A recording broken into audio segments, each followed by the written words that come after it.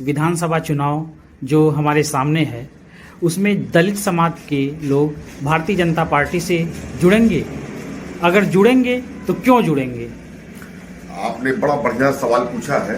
दलित समाज, अनुसूचित समाज, अगर 70 सालों के इतिहास में देखा जाए, जितना काम दलितों के लिए मोदी ने किया है, भारतीय जनता पार्टी ने किया, आज तक किसी सरकार ने नहीं किया है।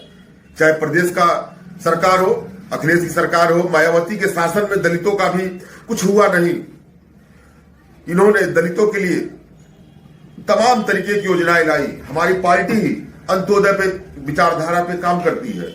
अंत्योदय का मतलब जो लाइन में पिछड़ा व्यक्ति खड़ा है, व्यक्ति उस व्यक्ति के लिए काम करने का काम करती है। उसको कैसे आगे लाए हम, उनके लिए हम लोग पहले गरीब बस्तियों में जाते थे तो खपड़ा लेके मकान, झोपड़ी का मकान हुआ करता था। आज हम गर्व से जाते हैं, वहां देखते हैं सारी छत लिंटर पक्के मकान बन गए। हर गरीब का सपना होता मेरे छत पे, मेरे सर पे एक पक्का मकान होना चाहिए। पहले क्या था, गरीब का रात कैसे कटता था मैं बताता हूँ। बरसात का मौसम जब आता था, उस बरसात में परिवार के मुखिया नींद खुल जाती थी। क्यों? क्योंकि छत से कब पानी कहां टपक पड़े कोई भरोसा नहीं था। मोदी जी ने, योगी जी ने इनको समझा और 2.5 लाख रुपया का योगदान देके मकान, पक्का मकान बनवाने का काम किया। मेरी सरकार तो पूरा दलितों पे पूरी आधारित है। जितना भी विकास कार्य हुए सब दलितों के लिए ही तो काम योजनाएं आई। चाहे वो अंत्योदय कार्ड हो, चाहे गरीबों के लिए पेंशन योजना हो, टोटल जितनी भी है सब कुछ पार्टी ने किया। अभी हमारे मोदी साहब ने, भारतीय जनता पार्टी सरकार ने पंच तीर्थ स्थल बनाने का काम किया। हमारे अंबेडकर साहब कहाँ जन्म हुआ कोई नहीं जानता था, बहुत कम लोग जानते थे। कहाँ शिक्षा लिया उन्होंने, कहाँ उनका महापरिनिर्वाण हुआ, उसको एक 5 तीर्थ, जैसे हमारे हिंदुओं में पंच तीर्थ स्थल होता है, उस तरह हमारे समाज के लिए मोदी ने जो बनवाया है, ये पूरा दलित समाज उनका ऋणी है। आजीवन दलित समाज भाजपा से जुड़ने का काम करेगा। आपका कहना है कि भारतीय जनता पार्टी अनुसूचित समाज के लिए सबसे ज्यादा काम की है, तो मेरा सवाल ये है कि अनुसूचित समाज में वो कौन सी योजना जो सबसे ज्यादा प्रभावी रहे, इसके बारे में क्या कहेंगे? भाजपा ने जितनी भी योजनाएं आई हैं, हम कह सकते हैं कि 50% योजनाएं सिर्फ अनुसूचित समाज के लिए ही आई हैं।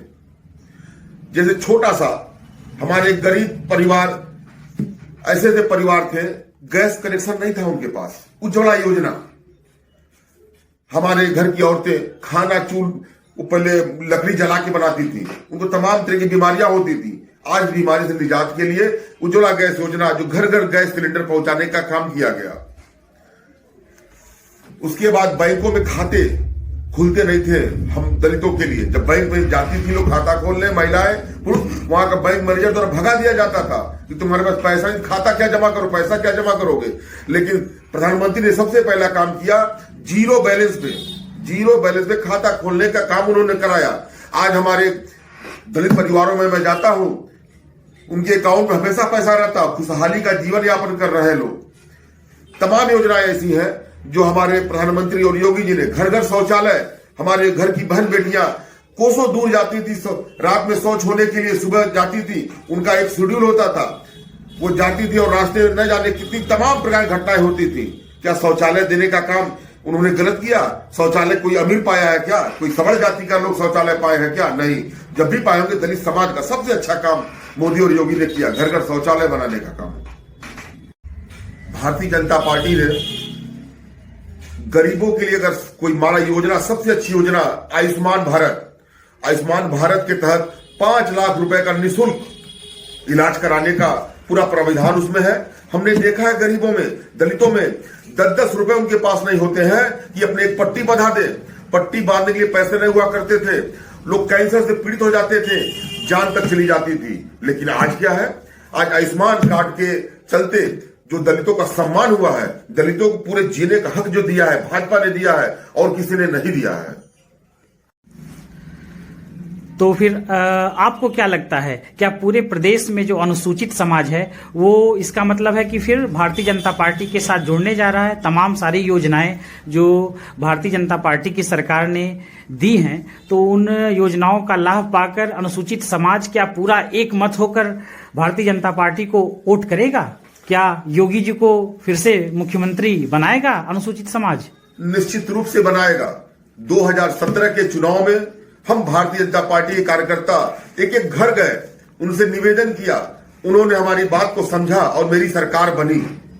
आज जितना लाभ सम्मान हमारी पार्टी देती है, मैं हाथ जोड़ के निवेदन करता हूं अपने समाज से, वो बेकरार है कि कब आवे चुनाव का समय, डेट आवे, मैं जाके वोट सिर्फ कमल वाले पे ही दबाऊं। और मैं एक बार पूरा अनुसूचित समाज वोट डालने के लिए समय दिन गिन रहा है, कितने दिन बचे हैं कि मैं दोबारा पुनः उत्तर प्रदेश में खुशहाली की सरकार, योगी आदित्यनाथ महाराज जी की दोबारा भगवा वाली सरकार आए।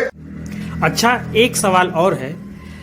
दलित का नेता कहे जाने वाले भीम आर्मी के चंद्रशेखर भी गोरखपुर शहर से चुनाव लड़ रहे हैं। क्या उनके लड़ने से अनुसूचित समाज उधर जाएगा या फिर भारतीय जनता पार्टी को ही वोट करेगा?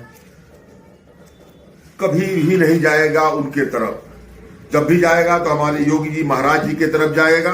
रही बात चंद्रशेखर रावण की, राम काल में भी राम ने रावण को मारा था, इस काल में भी रावण मरेगा। रावण मरेगा। 10 तारीख वह दिन आप सब लोग साक्षी इसके होंगे कि रावण का वध किस प्रकार होता है। गोरखपुर पूरा देश देखेगा, पूरा प्रदेश देखेगा। मैं अनुराग मझवार, प्रदेश उपाध्यक्ष, पुनः एक बार अपने समाज से, अपने अनुसूचित समाज से आग्रह करते हैं कि आने वाले समय में, आने वाले चुनाव में पूरा अपना योगदान भाजपा सरकार को दे, योगी सरकार को दे कि जो पुनः सरकार बन सके। धन्यवाद।